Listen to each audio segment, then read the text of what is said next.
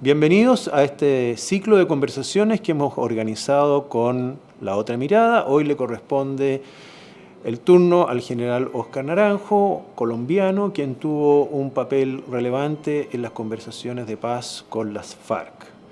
Esto es parte de muchas iniciativas que estamos haciendo en La Tercera, de manera de no solo acompañarlo, sino que informarle durante estos tiempos de crisis. Como ustedes saben, desde que empezó el problema del coronavirus, nuestros contenidos han estado liberados para las personas que no son suscriptores y estamos contentos porque tenemos hoy una audiencia récord. De acuerdo a la estadística, 1 de cada 2 personas que navega por Internet ha pasado por alguna de las plataformas de La Tercera. Y eso nos tiene contentos porque hemos trabajado para ello, no solo en dar información relevante, sino también opinión y conversaciones muy importantes como las que tendremos hoy y además de las que hacemos con nuestros suscriptores de La Tercera permanentemente. Así que yo los invito a seguir informándose con La Tercera, los invito a seguir analizando junto a nosotros todo lo que está pasando y a escuchar esta conversación sobre el narcotráfico, que es uno de los temas relevantes que tenemos que estudiar en estos tiempos. Muchas gracias.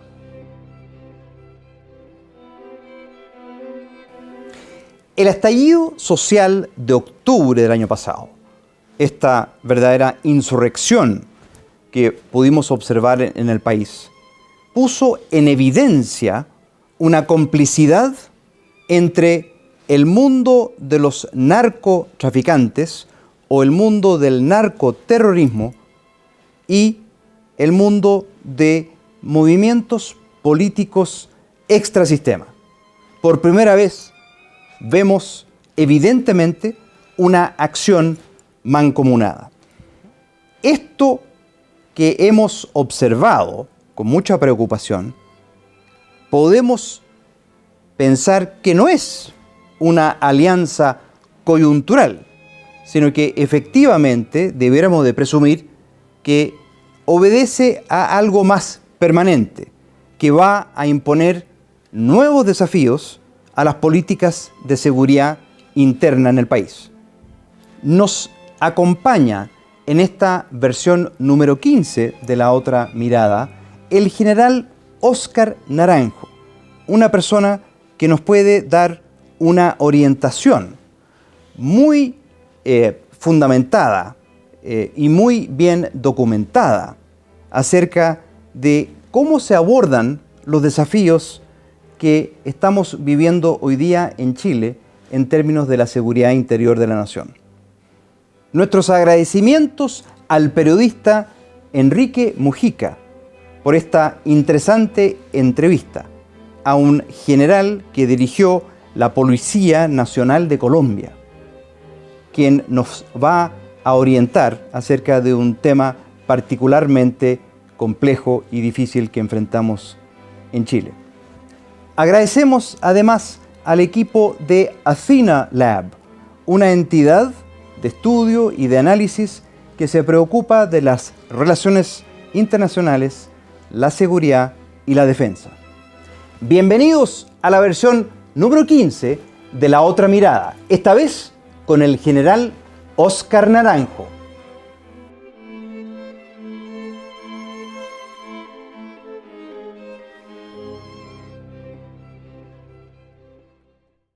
Hola, ¿cómo están? Tengo el gusto de presentarles hoy al general Óscar Naranjo Trujillo. ¿Cómo está, general? Enrique, un gusto saludarlo. Muy bien, gracias por la invitación. Bueno, qué bueno. El general Naranjo fue director general de la Policía Nacional después de una destacada carrera de la Policía Nacional de Colombia entre el 2007 y 2012. El 2012 también fue nombrado negociador plenipotenciario del gobierno colombiano para las negociaciones de paz con la FARC y fue vicepresidente de Colombia bajo el mandato de Juan Manuel Santos entre el 2017 y 2018. General, ¿cómo está usted? ¿Cómo la está pasando con la pandemia? Muchas gracias, Enrique. Bueno, aprovecho para transmitirle a los ciudadanos en Chile toda nuestra solidaridad frente a esta pandemia global. Hay que decir que son tiempos difíciles, son tiempos también llamados a la cooperación, a la generosidad, a la disciplina, al autocuidado, pero particularmente a construir confianza en el futuro. Y por lo tanto, desde Bogotá, lo que digo es, estamos enfrentando una dificultad enorme, pero no podemos claudicar y desfallecer en la esperanza y en la confianza de tener un mejor futuro. General, a ver, entremos al tema que nos convoca, que es la lucha contra el narcotráfico. Como yo decía, usted tuvo una destacada participación en distintos momentos de la historia colombiana, y me gustaría saber, primero para partir el contexto de la lucha contra el narcotráfico en el mundo, en qué está y en qué está Colombia. Enrique, muy oportuna, digamos, esa pregunta sobre el contexto, porque la verdad es que uno podría decir que después de más de 40 años que se hizo la declaración de guerra contra el narcotráfico, basada en una filosofía prohibicionista, hoy el mundo enfrenta probablemente la peor dificultad y el mayor desafío frente a la tragedia de las drogas. ¿Y por qué lo digo? Lo digo porque tenemos el número más alto de consumidores en el mundo hoy. El consumo, en vez de haber decrecido, ha crecido. Porque tenemos la mayor oferta de drogas naturales, porque tenemos una verdadera explosión de drogas sintéticas y porque alrededor del tráfico se han constituido poderes mafiosos formados por verdaderas empresas criminales que en muchos casos están poniendo en jaque a las instituciones y a algunos estados. Este es un momento crítico, diría, en cuanto que el mundo, desde voces de la academia, pero también desde la política y desde algunas autoridades, empiezan a decir que ha sido una guerra fracasada. Y por el otro lado, hay el resurgimiento de una política mano dura contra el narcotráfico, que en mi opinión nos lleva a un callejón sin salida. Pero diría, en tiempos de pandemia, frente a esa amenaza del narcotráfico, creo que es también un buen momento para reflexionar, para no sentirnos sin salida y explorar posibilidades hacia adelante. A ver, en general, el contexto de Chile en relación al narcotráfico, hay un aumento de las bandas dedicadas al narcotráfico en el país. Chile es solo un país de tránsito de la droga gracias a la gran costa que tiene. Era tránsito además porque era limítrofe con dos países que son productores de coca, como Perú y Bolivia, sino que también se transformó. Hay un control territorial de las bandas de narcotráfico en bastantes barriadas y poblaciones de Santiago y de regiones, donde imponen el poder de fuego y reclutan a los soldados que son jóvenes, que no estudian ni trabajan. Y otra arista nueva que le comentaba vía mail es que a raíz de las manifestaciones políticas se conformó un contubernio bien extraño entre bandas de narcotráfico operando simultáneamente con grupos de extrema izquierda, con barras bravas del fútbol, con delincuentes comunes y corrientes. Entonces nos vemos enfrentados a eso. Dicho esto, le quiero preguntar, con este panorama, ¿cuáles son las medidas más efectivas que tomaron en Colombia para luchar contra el narcotráfico, que no era muy distinto a lo que estamos viviendo nosotros? Sí, Enrique, realmente las lecciones aprendidas de todos estos años de lucha contra el narcotráfico, sumadas no solamente a la experiencia de Colombia, sino también la de otros países que han avanzado, permitirían sintetizar esta respuesta mencionando 5 o 6 factores críticos.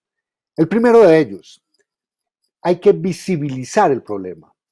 Cuando revisamos país a país, sociedad a sociedad, ha habido una cierta tendencia o a ocultar el problema o a minimizarlo. Creo que lo que está haciendo Chile ahora tiene ese valor formidable de no negar que hay un problema y hacerlo visible. Segundo, sobre esa visibilización, construir un consenso mínimo en términos políticos para que de alguna manera la voluntad de enfrentar al problema sea una voluntad indiscutible, evidente, elocuente, y no haya zonas grises alrededor de esa voluntad política. Tercero, una revisión de las instituciones. ¿Con qué instituciones hay que enfrentar el narcotráfico? Y en el caso colombiano, hay que decir que nosotros fuimos objeto de una reforma, de una transformación institucional cuando se comenzaba esta lucha, porque era evidente que las capacidades institucionales, las competencias y el nivel de especialización para enfrentar este fenómeno no era el más adecuado. En cuarto lugar, hay que sumar cultura ciudadana.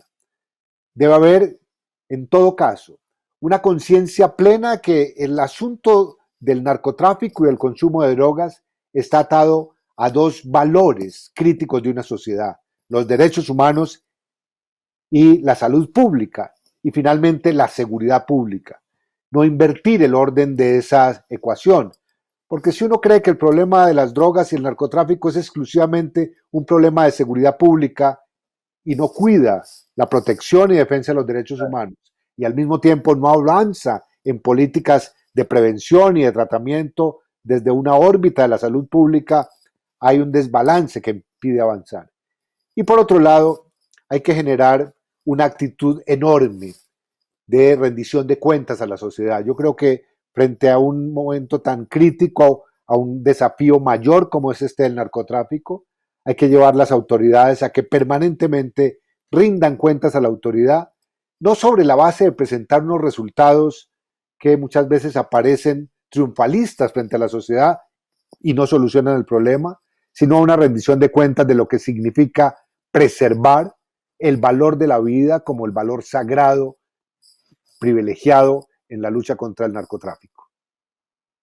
Ahora, en las medidas usted toca diversos puntos que vamos a ir desglosando ahora. Por ejemplo, en la voluntad institucional de solucionar el problema, ¿cuáles son las estrategias que utilizan los narcos a la experiencia de Colombia para cooptar a la política? Ya en Chile tenemos alguna relación entre alcaldías, concejales con el narcotráfico que han denunciado los medios de comunicación, y eso uno tiende a pensar que está más expandido de lo que estamos viendo, recién está surgiendo eso. Entonces, ¿cómo la policía también se enfrenta a las presiones del poder corrupto de los carteles?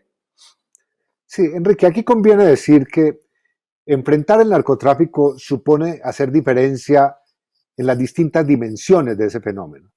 Una dimensión es la del consumo de las drogas, otra la del tráfico, otra la de la producción y otra que tiene que ver con las economías criminales. La lección en Latinoamérica es que los narcotraficantes no han pretendido simplemente lucrarse económicamente de esa actividad criminal, sino que han pretendido también ejercer poder político y ejercer control territorial en zonas donde el Estado no es suficientemente capaz. Y por lo tanto, O sea, esa es una estrategia, no es casual. claro, no es casual. Y por lo tanto, el énfasis para comenzar, digamos, a desarrollar una estrategia efectiva es identificar estructuras criminales y economías criminales. Mientras la economía criminal no sea atacada, el narcotráfico se va a reproducir. Mientras la economía criminal no sea debilitada, el poder político que pretenden estos criminales va a aumentar y las presiones para corromper van a ser altas. Y por otro lado, lo que habría que ver es de qué manera una sociedad también produce una sanción social al narcotráfico, porque déjeme compartir con su audiencia, Enrique, que cuando hacemos revisiones históricas de la llegada del fenómeno del narcotráfico a distintos países, hay una especie de silencio de un sector de la sociedad que empieza a verse deslumbrado por el capital económico con que llegan esos individuos y movilizan y generan nuevas rentas y economías que, digo, deslumbran, pero que al final no son castigadas socialmente por la propia sociedad, y esas sociedades al final son víctimas de esos criminales. Y yo diría por otro lado, que el aparato de justicia y el aparato institucional de seguridad pública tiene que blindarse al máximo para no ser contaminado por la corrupción que genera el narcotráfico, que comienza en niveles bajos, medios, pero también logra penetrar las altas esferas de, tristemente, algunas instituciones, como se ha probado en América Latina y en el mundo entero con casos muy puntuales que lo que crean es una desconfianza muy grande de los ciudadanos en el accionar de su fuerza institucional de seguridad y de justicia. Y diría, Sí, por escucho otro atento. lado, Sí. No, es que escucho diría, atento, y perdón por interrumpirlo, sí, Enrique. escucho atento su análisis, porque parece que ser un modo operandi, un guión. Entonces, pensar que en Chile no va a pasar eso, o no está pasando, es bastante cándido, por decirlo menos, ¿no? Sí, y adicionalmente, en esta coyuntura particular, déjeme compartir también algo que ya está documentado en Europa. Con motivo de esta pandemia y de esta parálisis o congelamiento de los mercados y de la propia economía, que ha puesto a los estados en una situación muy crítica, ya en Europa, particularmente en Italia, pero también lo hemos registrado en otros países latinoamericanos, el narcotráfico ha pretendido legitimarse llevando supuestas o reales ayudas sociales a comunidades muy vulnerables. Es una especie de estratagema basada en la figura del Robin Hood. Yo soy un malo, pero quiero ayudar a los más pobres. Y aquí Claro. realmente hay un reto y un desafío enorme. Primero, para que el Estado mantenga unos niveles de diálogo con comunidades eh, vulnerables. En segundo lugar, para que a través de ese diálogo no haya un desplazamiento del Estado que gira alrededor del narcotráfico. Y en tercer lugar, que realmente el Estado sea un competidor efectivo en términos de aplicación de la ley.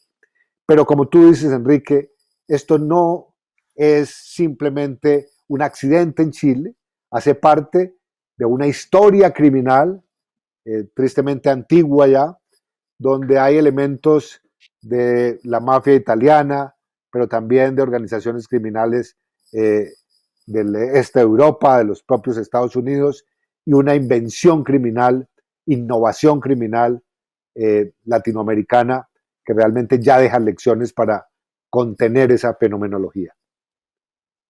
Sí, hay un caso muy pragmático en Latinoamérica, que es el caso de las maras en El Salvador, que prácticamente son interlocutores del gobierno. Entonces, le quería preguntar también, ¿en qué momento, cómo detectaron en Colombia ya que el poder estaba infiltrado por el narco? Con Pablo Escobar entiendo que pasó eso. Bueno, realmente cuando hablamos en Colombia de éxitos en la lucha contra el narcotráfico, nos referimos específicamente a haber interrumpido el propósito mafioso de Pablo Escobar de convertir a Colombia en un narcoestado. Ese individuo tuvo la pretensión, después de haber acumulado una fortuna formidable, de comprar conciencias y de implantar un narcoestado, y él mismo pues aspiró al Congreso de la República, pero él mismo también fue el responsable luego de asesinar 4 candidatos presidenciales en 1989 para imponer sus condiciones, por ejemplo, de no extradición. Ese proyecto fue frustrado afortunadamente, y ese proyecto puso al descubierto que alrededor del narcotráfico, como lo hizo el cartel de Medellín, se organizaron verdaderos ejércitos privados que luego se llamaron Autodefensas Unidas de Colombia o paramilitares. La buena noticia que da Colombia al mundo es que desde la institucionalidad, también desde el mundo de la política y particularmente con la ayuda de la prensa, de los medios de comunicación, Colombia llevó a procesos judiciales a más de 50 congresistas involucrados con esa parapolítica que a su vez tenía nexos con el narcotráfico. Eh, Creo que el papel de la justicia y la denuncia de los medios y la verticalidad de las instituciones para aplicar la ley sin distingos es clave para contener lo que en Colombia, digamos, se probó, y es que el narcotráfico no se conforma con utilidades económicas y pretende ejercer poder político. Sí, bueno, uno ve la literatura sobre Pablo Escobar y sobre los mafiosos en Colombia y se da cuenta que buena parte de ellos establecían una especie de estado, se creían como un estado de benefactor al lado de la sociedad. Y aquí está pasando lo mismo, ha salido el concepto de la narcoayuda, que es bandas que proporcionan desde ropa, alimentos, sobre todo en estas crisis, protección, seguridad, a cambio de la complicidad social. Y como mencionaba usted, estoy refiriéndome a los sectores más vulnerables, porque usted habló muy bien de los sectores altos que se alucinan un poco con el poder del dinero, pero los sectores bajos que necesitan protección y el Estado está ausente, obviamente que penetran mucho más fuerte los narcos, buscándolo, como le decía, complicidad y también buscando reclutar a los hijos de esa gente cómplice para que sean sus soldados. Entonces, y eso está pasando en varias barriadas de Santiago y de este país. ¿Cómo se combate eso? ¿Cómo se sanciona el narco? Usted decía con más presencia del Estado. O sea, el Estado tiene que entrar con todo ahí. Sí, pero conviene también, Enrique, hacer una valoración criminológica de cuál es la conducta o las conductas que se asocian a esa presencia del narcotráfico frente a los más vulnerables. Y la verdad, la conclusión, o una de las conclusiones elementales, es que se aplica en este caso y particularmente en Latinoamérica una modalidad que en criminología se denomina extorsión a la siciliana. ¿Qué significa eso? Significa que la mafia italiana descubrió que si ofrecía servicios de seguridad, de protección o de ayuda humanitaria a sectores de la población, comprometía y extorsionaba y obligaba después a esa población a que le fuese leal. Es una manera encubierta, digo llanamente, de esclavizar la ciudadanía sobre una supuesta ayuda de seguridad, protección o de beneficios materiales. Pero en el fondo de eso es una extorsión. Como no es una extorsión típica, sino que es una extorsión colectiva, para la ley penal resulta muy difícil abocar esos casos en materia judicial, porque un elemento que se pide en nuestros códigos penales es la denuncia individual de quien está siendo extorsionado. Y la verdad es que un hombre, una mujer en un territorio de esos es tremendamente vulnerable y tiene mucho miedo de formular la denuncia.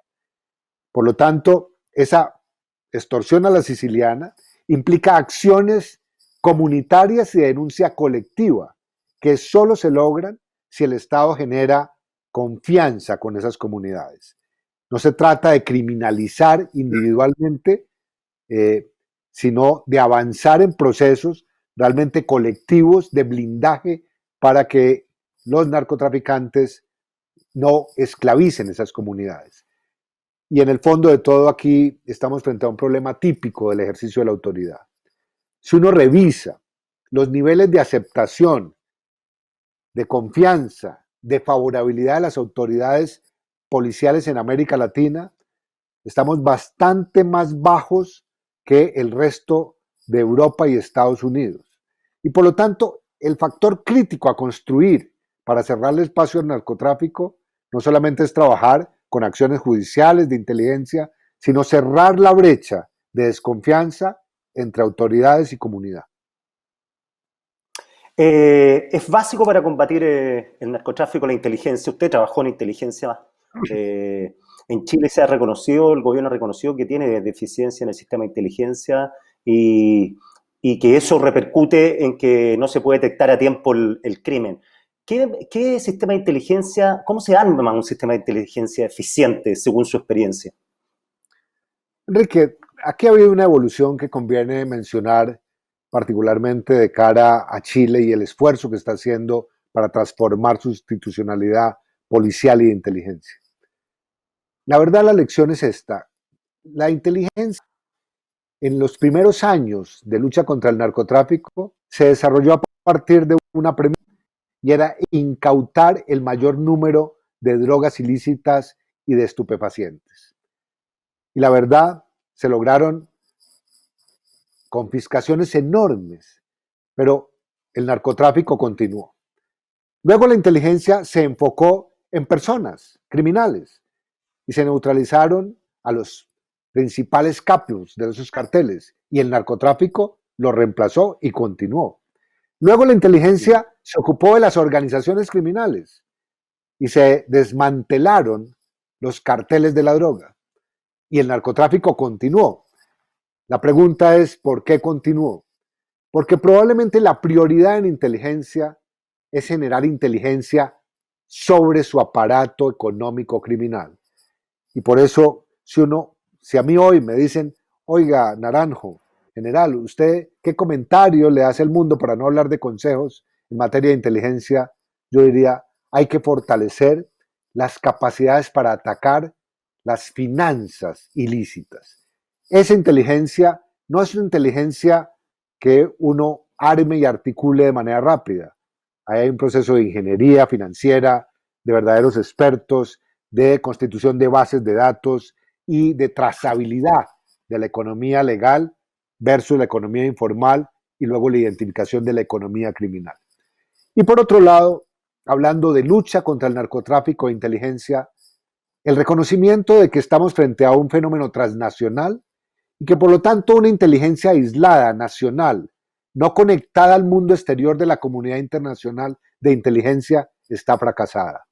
Este es un tema realmente de tener una gran red institucional de inteligencia para cerrar los distintos agujeros negros a esa actividad criminal.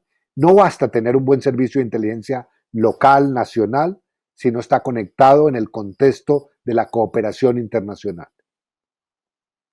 Ahora, de la economía criminal que usted habla, que es un concepto bien interesante, en un momento, si no me equivoco, en Colombia se hablaba que esa economía criminal, si uno la extirpaba, que no se podía, obviamente, pero si uno hacía el ejercicio de ficción de extirparla, perjudicaba a la economía local, porque era de tal magnitud los ingresos que generaba el narcotráfico que eran parte de la bonanza económica. Entonces, ¿cómo se enfrenta eso? Esas magnitudes de dinero que están circulando, ¿cómo enfrentar esa economía criminal, que es un concepto bien interesante, como le decía? Pues Enrique, la verdad, al principio se pensó que esa economía criminal producía progreso, desarrollo y bienestar. Lo que está probado es que por el contrario, la economía criminal destruye empleos, destruye industria, destruye riqueza, porque es una manipulación que no persigue ningún fin social. En los estados de derecho, la riqueza, el crecimiento económico, el mercado, tienen como fin realmente satisfacer el estado de bienestar de los ciudadanos. No pasa eso con la economía criminal.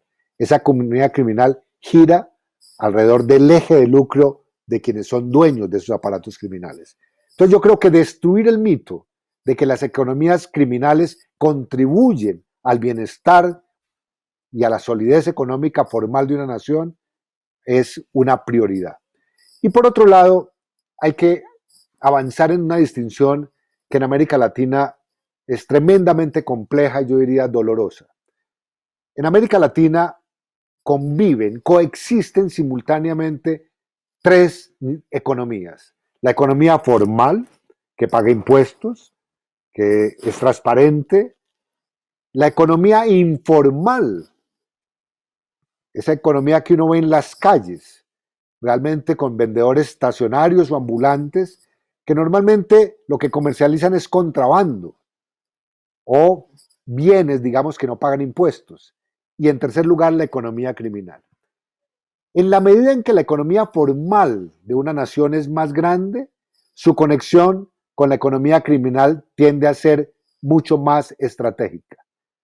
Suelo poner, cuando visito distintas ciudades en América Latina, este ejemplo. Cuando veo un vendedor ambulante vendiendo dispositivos electrónicos o, como sucedía hace unos años, los CD en las calles, uno puede pensar que se trata de alguien desvalido que está tratando de sobrevivir. Pero cuando uno profundiza en esa informalidad, llega realmente al descubrimiento de que hay una empresa criminal que lo surte, que lo alimenta, que lo abastece de esos bienes, que explota a ese vendedor ambulante y la fortuna queda para esos realmente dueños de esa economía criminal. Y en América Latina cambia de país a país.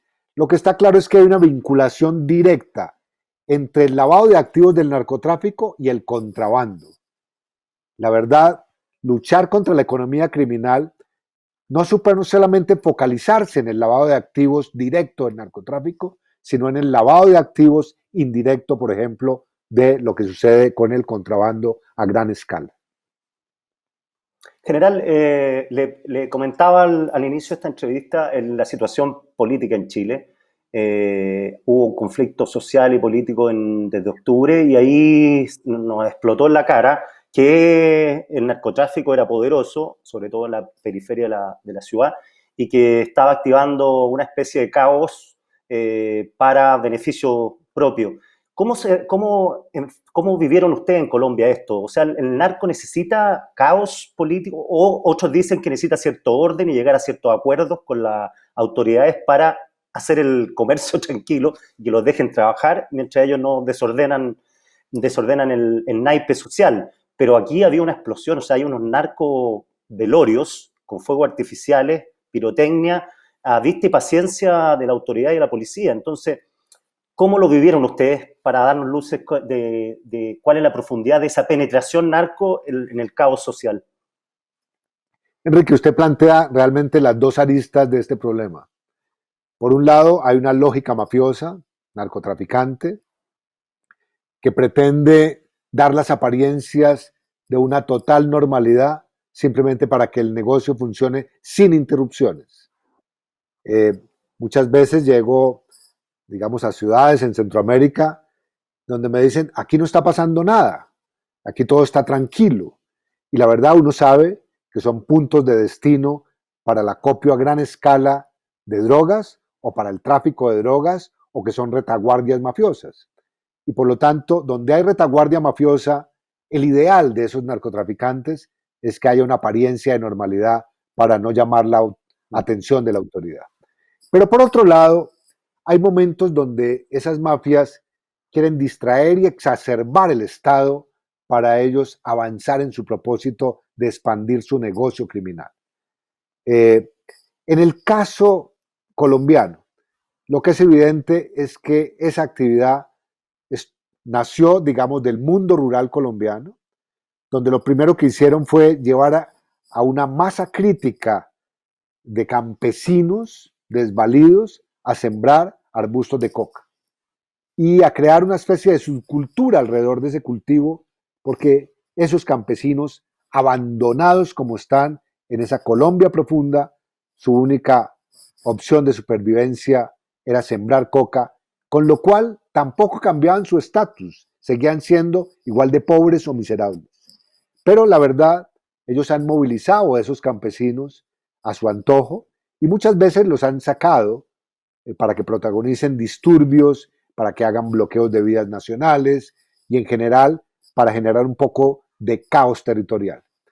Ya en las zonas urbanas, el elemento crítico es esa distribución geográfica periférica en nuestras ciudades.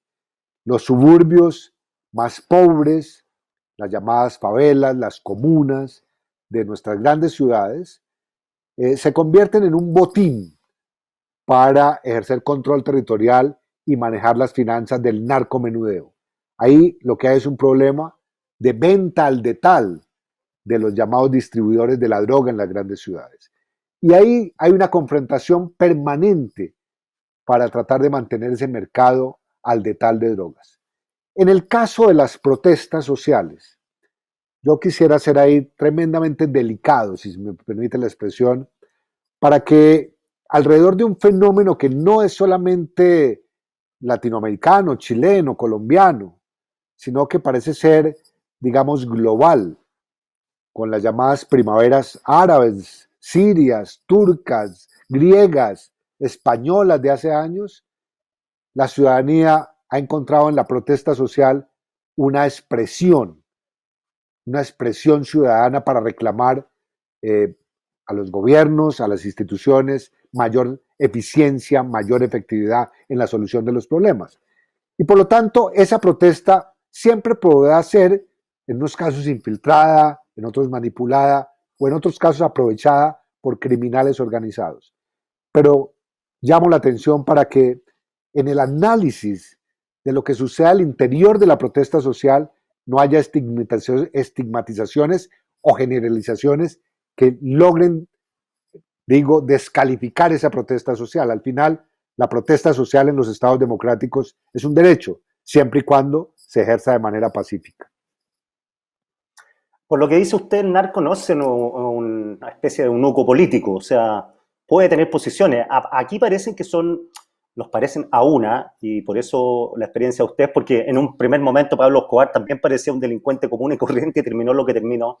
Aquí todavía no se erigen esas figuras, esas personalidades, por lo que hemos sabido. O pareciera que el narco no tiene posición política, no tiene que el control territorial solo le importa por una cuestión delincuencial. ¿Usted cómo ve eso a la luz de su experiencia en Colombia? Pues francamente creo que es el estado embrionario que si no se controla, al final genera a esos protagonistas criminales que sí pretenden tener vocería política o por lo menos social en unas comunidades en particular. Yo creo que no hay que subestimar, digamos, la presencia, entre comillas, invisible de esos capos frente a sus propias organizaciones. La diferencia del narcotráfico de hoy frente al del pasado es que ellos aprendieron las lecciones de lo que significaba primero tener organizaciones estructuradas jerárquicamente, verticalmente, como los llamados carteles. Luego de que fueron desmanteladas esas organizaciones, dieron origen a lo que los americanos llaman los baby cartels, que son organizaciones más pequeñas, menos visibles. Y yo diría que hoy el gran reto de la autoridad es enfrentar a un narcotráfico que primero tiende a ser global, está interconectado. Un narcotraficante chileno tiene contactos con peruanos, con colombianos, con mexicanos, con norteamericanos, y ahora recientemente hemos visto en mi país, por ejemplo, conexiones con organizaciones mafiosas de los Balcanes. Aquí el mundo globalizado en todos los términos significa también esa globalización. Y por otro lado, estamos como desafío enorme, las autoridades en obligación, están esas autoridades de visibilizar a los narcotraficantes que quieren vivir, digamos, en una clandestinidad total para no ser perseguidos. Por la verdad, un negocio con el volumen del capital que maneja, con los tentáculos que tiene abiertos para poder lucrarse de ese negocio, tiene unas cabezas, unos cabecillas que están hoy escondidos y que hay necesidad de identificar. Ya no son Pablo Escobar reconocidos, ni son el Chapo Guzmán, son personas que realmente no quieren ser identificadas, pero que siguen produciendo el mismo nivel de daño o más. Aquí, en general, se está hablando de una reforma a la policía por una cuestión de gestión, de eficiencia y también por algunos problemas de inteligencia, de la calidad de la inteligencia y también de corrupción. ¿Cómo mantenía usted a sus hombres lejos del poder corrupto del narcotráfico? Porque parece muy difícil, sobre todo con policías que no son muy bien pagados y que ven al frente a tipos con mucho dinero, mucho poder y también mucha autoridad en las villas periféricas de la capital. Enrique, déjeme hacer un comentario previo a la respuesta. Cuando hemos revisado, digamos, en detalle, país a país latinoamericano, en relación con la confianza que tienen en sus autoridades policiales, llegamos a la conclusión de que Chile tradicionalmente ha estado a la vanguardia de esa confianza ciudadana. Y por otro lado, cuando revisamos cómo reaccionan las sociedades frente a la corrupción, también lo digo y no quiero que suene como un halago, simplemente es un comentario basado en evidencia. La sociedad chilena reacciona con más vehemencia en rechazo a la corrupción que otras sociedades latinoamericanas. Y ahí yo digo que Chile tiene un gran activo, y es que se sorprende, reacciona y hace visible esos hechos de corrupción para actuar sobre ellos. Y por otro lado, conozco, por razones, digamos, de mi oficio y por la generosidad que ha tenido el gobierno chileno en contacto con el BID, donde soy consultor, de conocer los detalles de lo que ha significado esta propuesta de reforma institucional en seguridad para Chile. Y destaco primero que es el resultado de un pacto nacional, donde hay un consenso de que hay que dar un salto hacia adelante en esta institucionalidad. Destaco igualmente que esta es una reforma que se está avanzando con distintos sectores de la sociedad, donde hay centros de pensamiento de la sociedad civil, hay también académicos de universidad, desde luego la dirigencia política y el propio gobierno, con asesoría internacional como la que representa el BID en esta materia. Y por otro lado, yo sí creo que es necesario, hoy, en un mundo tan cambiante, que no solamente en Chile, sino en Latinoamérica en general, se ponga mucha atención sobre los cuerpos institucionales de policía y seguridad. No puede ser simplemente que la política de seguridad pública de América Latina se base en el discurso de mano dura al narcotráfico o a la justificación de que mientras hay pobreza habrá delincuencia. No, en el centro de la política de seguridad pública debe aparecer con nitidez un propósito fundamental de reestructurar, transformar y fortalecer las capacidades de los cuerpos de policía. Porque al final son ellos los que están en las calles atendiendo el problema y son ellos, como dirían los griegos clásicos, los que facilitan el ejercicio del buen gobierno. Al final la policía es el buen gobierno en las calles. Y en ese sentido, creo que Chile, dado los desafíos que tiene, los retos que tiene el gran propósito, y ojalá lo cumpla, de fortalecer capacidades, primero, para asegurar que haya una mayor relación vinculante, en mi opinión, entre la ciudadanía y sus cuerpos de policía. ¿Y qué significa eso? Generar una cultura de rendición de cuentas de la autoridad hacia los ciudadanos. Esa cercanía, para que sea el ciudadano el que escrute, haga veeduría social sobre el desempeño institucional, es crítico. Segundo, para que el ejercicio de la autoridad sea un ejercicio de autoridad basado, en mi opinión, en dos pilares: el conocimiento y el respeto a los derechos humanos. Autoridad que se ejerce sin conocimiento en una sociedad posmoderna del conocimiento y sin respeto a los derechos humanos es una autoridad que se desvaloriza y termina siendo despreciada por el ciudadano. Y en tercer lugar, competencias profesionales donde el tema de la innovación, de la ciencia, de la aplicación tecnológica estén siempre presentes en el comportamiento y en el devenir de esas instituciones policiales. Y general, el tema de la corrupción, ¿cómo lo enfrentaron y cómo se enfrenta a medidas concretas que mantengan a la autoridad de las instituciones y a los policías de la calle, me refiero, lejos de la tentación del poder de los carteles? Sí, yo creo que hay, digamos, como una especie de 4 monstruos que persiguen a los cuerpos de policía. Está el monstruo de la corrupción, que menciona Enrique. Está el monstruo del abuso de autoridad y el exceso del uso de la fuerza, la brutalidad policial. Está el monstruo de la falta de resultados, la falta de efectividad, y está el monstruo de la insensibilidad de la policía frente a los ciudadanos. Un buen comando, una buena direccionamiento de un cuerpo institucional de la policía tiene que ocuparse 24 horas al día de contener esa amenaza de esos 4 monstruos. Y frente al monstruo de la corrupción hay varias lecciones también aprendidas. Hay una tendencia natural de los cuerpos de policía a negar que pueden ser objeto de corrupción. Y se recurre a lo que se llama la teoría de las manzanas podridas. Entonces se dice, no, es que esto es una manzana podrida. Basado en estudios axiológicos, no lo estoy diciendo, digamos, simplemente como una lección de vida después de haber sido director 5 años, sino basado en un teórico norteamericano, justamente un general de la Fuerza Aérea de Estados Unidos, un axiólogo, que combatió esa idea de las manzanas podridas. Yo terminé convencido de que ese axiólogo tenía razón y había que hacerle caso. ¿Cuál es el razonamiento? Una manzana podrida, como puede ser un policía, está inmerso en un barril contenedor donde están otras manzanas, que es la propia institución. Y si una sola manzana de esas se daña, se corrompe, quiere decir que las condiciones del barril donde están no son óptimas. Segundo, que si una sola manzana se corrompió, es probable que haya contagiado a otras manzanas. Y por lo tanto, la lógica para enfrentar la corrupción es no negarlo, visibilizarlo y abandonar la teoría de las manzanas podridas.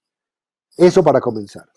En segundo lugar, dar lugar a todo un protocolo y a un procedimiento de integridad policial que comienza desde el propio momento de la selección para la incorporación y el reclutamiento, que significa el seguimiento en la etapa de formación, que significa después aplicar medidas que pueden sonar odiosas, pero que en el caso colombiano yo destaco y tienen que ver, por ejemplo, con la aplicación del polígrafo. Hoy uno podría decir que el polígrafo ha tenido un desarrollo formidable desde los años 60 hasta hoy y que a pesar de que estamos hablando de una máquina que solamente arroja unos indicios para saber si alguien mintió o no, la aplicación sistemática acompañada de otras actividades para confirmar o desvirtuar esos indicios que arroja el polígrafo resultan tremendamente eficaces. Déjeme decirle que durante nuestra gestión, hace ya muchos años, hace 8 años que yo dejé la institución, dejamos el centro de poligrafía más grande de América Latina para verificar la integridad de los policías expuestos en cargos susceptibles o de riesgo de contaminación por corrupción. Y por otro lado, digo que para enfrentar el fenómeno de la corrupción, bien conviene incluir dentro de las políticas institucionales la atención a las familias de los policías. Nadie más competente ni más eficaz para evitar que un funcionario policial se corrompa que su propia familia, su propia esposa e hijos. Pero hay que tener diálogo con ellos para que ellos sean un elemento de fortaleza en el mantenimiento de principios y valores de ese funcionario. Qué buen punto ese, ¿eh? No lo había pensado. De verdad que esta cuestión es más sistémica que una bala de plata, creo. ¿Mm? Sí, Le quería preguntar. Sí, no, diga. no, tal vez, Enrique, sobre balas de plata. Hoy cuando se habla de corrupción en América Latina, parece que la única fórmula que se ofrece para combatirla es meter los corruptos a la cárcel. Desde luego hay que hacerlo, pero pensar que uno simplemente con medidas judiciales punitivas combate la corrupción es una gran equivocación. General, ¿qué opina usted de la legalización de la droga como una arma útil para enfrentar a las mafias y llegar a alguna solución, no completa porque eso es imposible, pero una solución más eficiente de lo que ha sido hasta ahora en contra del narcotráfico? Enrique, esa afirmación en términos generales es una afirmación que confunde. Déjeme darle algunas razones por qué confunde. Porque cuando se habla de legalizar las drogas, la verdad no estamos hablando, como se habló en su momento, de legalizar el alcohol. El alcohol era un único producto. Hoy, observatorios de consumo de drogas en el mundo han identificado un poco más de 500 sustancias químicas, naturales o sintéticas, que se están consumiendo. Y estamos hablando por lo menos de una gama demasiado amplia para uno decir, vamos a legalizar todas las drogas. Eso es imposible de abordar con esa generalización. Y en segundo lugar, creo que la humanidad ha desarrollado ya un modelo frente a libertades, a salud pública y a seguridad y orden público frente a algunos temas. Y eso lo que significa es que más que legalizar hay que regular, reglamentar el consumo de algunas drogas. Fíjese, Enrique, lo que ha pasado, por ejemplo, con marihuana. En la medida en que estudios científicos fueron demostrando que la marihuana era menos nociva de lo que para la salud y para la psiquis, de lo que en un momento se dijo, hay ya muchos estados que han entrado en una reglamentación, no para legalizarla, sino para permitir el consumo regulado, vigilado por el Estado de marihuana. Pero yo diría que, y no estoy de acuerdo con ni legalizar ni con la política radical de prohibicionismo. Yo estoy en el centro de un planteamiento que implica regular el consumo de algunas drogas, vigilar ese consumo y en todo caso asegurarnos de que bajo esa regulación haya primero un desprendimiento del mundo criminal para que el usuario no quede conectado a ese mundo criminal y en segundo lugar que haya una vigilancia de salud pública sobre esos consumidores. Ya, y esto también tiene que ver con la bala de plata. Como dice usted, esta cuestión no es una u otra cosa, sino que más bien son distintas políticas de acuerdo a cada circunstancia, a cada país y de acuerdo a cada nivel de narco que haya en cada país, porque son países que se han enfrentado a distintas situaciones. O sea, ¿Mm? Sí, realmente hay un error y es generalizar políticas sin entrar a verificar las propias características de cada sociedad, de cada estado, de cada país, de cada institucionalidad. Y en ese sentido, uno lo que diría es, hoy el mundo debería generar un debate mucho más amplio e inclusivo para explorar políticas antidrogas que nos saquen de este laberinto en que estamos. ¿Y el laberinto cuál es? Por un lado, una institucionalidad cada vez más radical en la tesis prohibicionista de las drogas y por otro lado, unas comunidades que han ido imponiendo unos consumos y regulados de drogas. Entonces, parece ser una política un poco esquizofrénica, porque son dos elementos totalmente contradictorios. Le menciono el caso de la marihuana.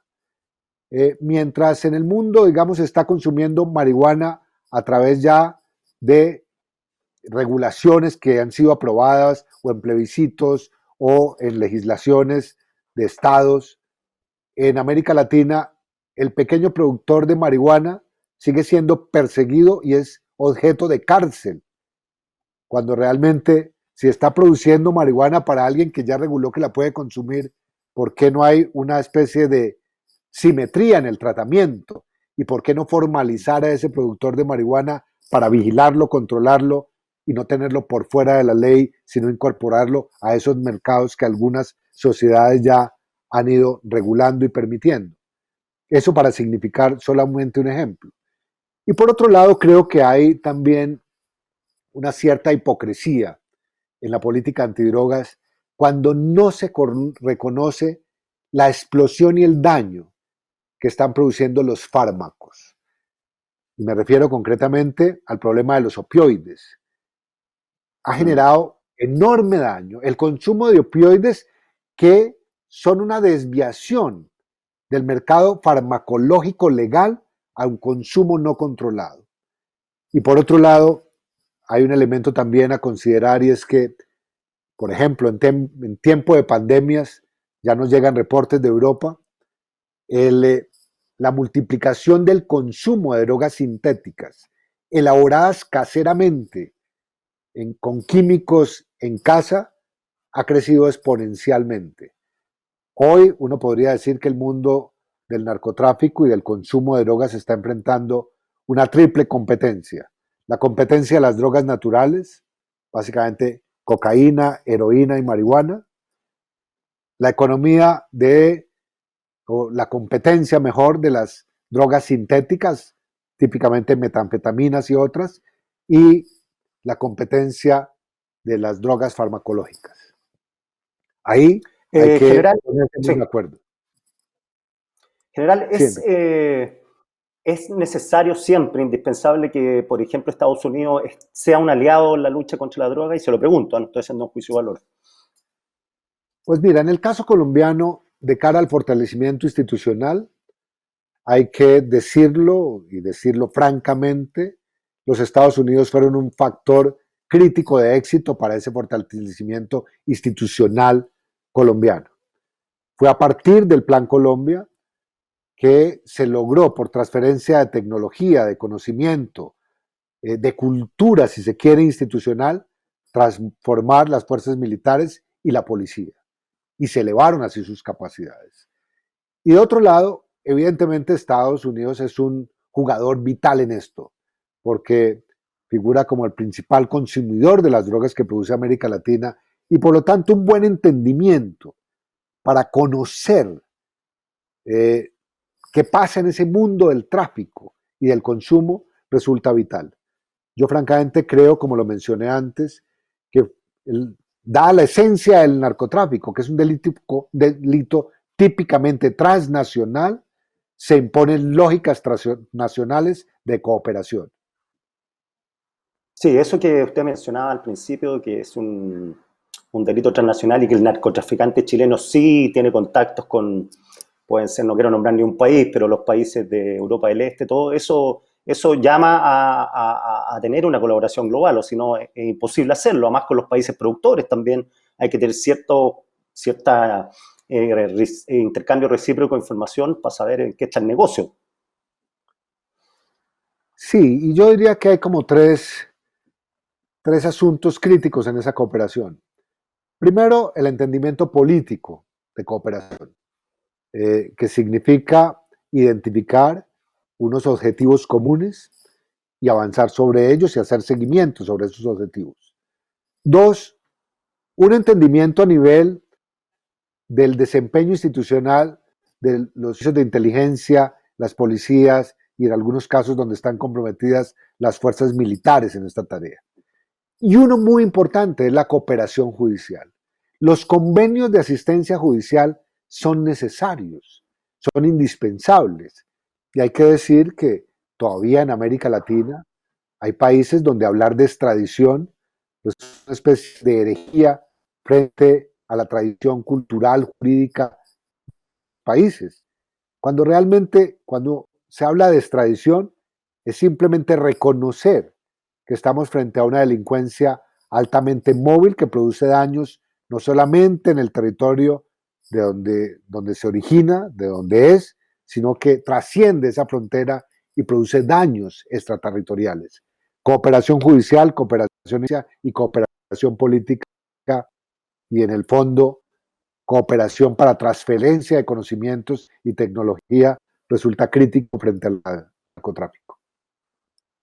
General, no puedo dejar de preguntárselo, so pena de ser majadero, y yo creo que capaz que se lo han preguntado 42.000 veces, pero ¿por qué y cómo cayó Pablo Escobar? Porque hay tantas series, hay tantos Pablo Escobar en Netflix que ya uno no sabe qué es ficción y qué no es ficción.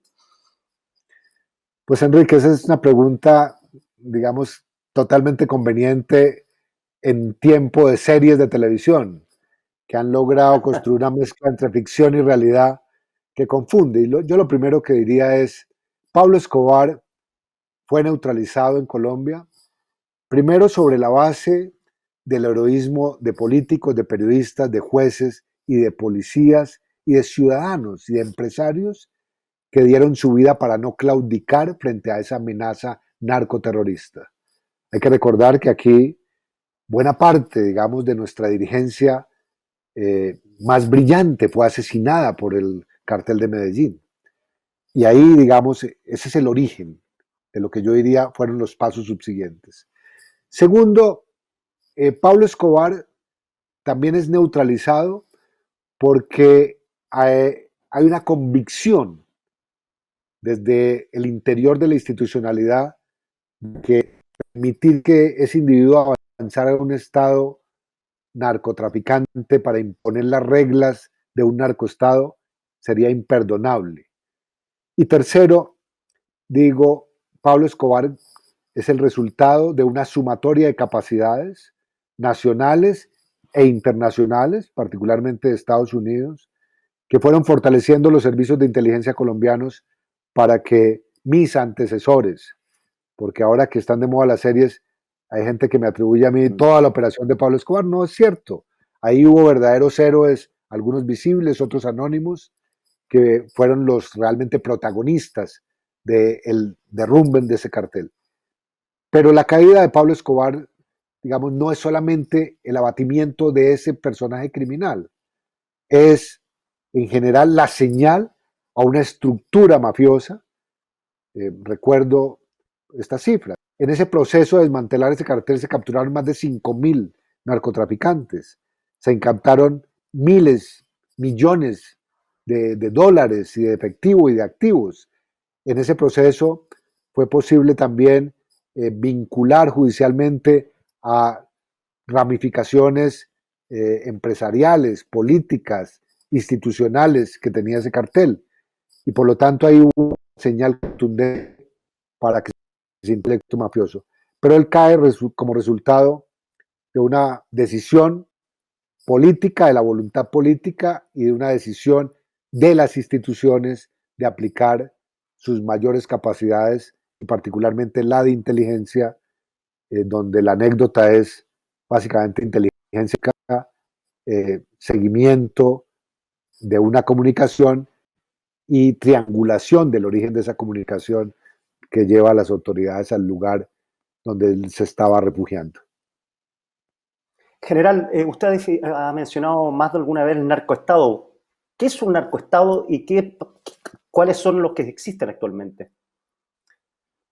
Bueno, según digamos lo que nosotros pudimos constatar en esa época, es que se quería llevar a la sociedad colombiana simplemente a que dejara al lado los principios de una democracia, de un Estado de Derecho, simplemente para sobre la idea, el canto de sirenas de que el narcotráfico con su capital económico podría elevar el nivel de bienestar de la comunidad, eh, pues tener congresistas, cerrar los aparatos de justicia y ejercer el poder desde el Ejecutivo. Esa era una pretensión totalmente ridícula, utópica, pero tremendamente peligrosa, dado el poder de ese narcocriminal. Pero por otro lado, uno podría decir que el narco no es una situación en blanco y negro, donde uno podría afirmar lo siguiente. Hay países, sociedades en América Latina donde microterritorios han sido cooptados por el narcotráfico y en esos territorios normalmente aparece un político que es el alcalde, acompañado de unos concejales o ediles que cooptan la autoridad policial, judicial de ese pequeño poblado y ejercen control para favorecer intereses del narcotráfico. Los hemos visto no solamente en Sudamérica, sino en Centroamérica. General Oscar Naranjo, se nos pasó la hora ya, estamos en la hora, ha sido un agrado conversar con usted, que nos cuente a los chilenos su experiencia en la lucha contra el narcotráfico y darnos pistas y señales también sobre cómo abordarlo, porque es un problema que yo creo que nunca va a tener solución. El cuento es que tratar de aplacar al máximo el consumo de droga en la gente, sobre todo en los jóvenes, y tratar de sacar a esos jóvenes soldados de estas bandas de delincuentes. Le agradezco mucho, general. Enrique, mil gracias por esta oportunidad, por esta conversación, que francamente lo que quiere es poner de relieve lecciones aprendidas de éxito y fracaso, y por otro lado, una visión un poco más extendida, ya global, de lo que significa en qué estamos, en una lucha que francamente está llamada a transformarse para ser más efectiva, para que se favorezca la vida, la libertad, los derechos, la seguridad y la salud de los ciudadanos, y para que la gobernabilidad de nuestro Estado de Derecho sea una gobernabilidad plena a partir de principios y valores democráticos. Muchas gracias. Un abrazo y muchas gracias nuevamente. Hasta luego a todos los que nos vieron.